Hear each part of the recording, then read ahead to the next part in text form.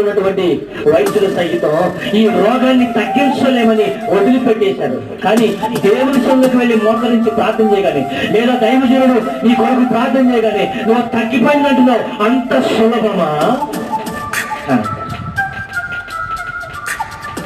ఒక పక్షవాయువు కలిగినటువంటి వాడు లేచినాడు, అంత సులభం కాదు. ఒక భయంకరమైనటువంటి రోగం వచ్చినటువంటి వ్యక్తి లేచినాడు, అంత సులభం కాదు. తప్పించబడటం, బాగుపడటం, ఆర్థికంగా, మానసికంగా, శారీరకంగా ఒక వ్యక్తి గొప్పవాడవటం అది జరిగే పని కాదు.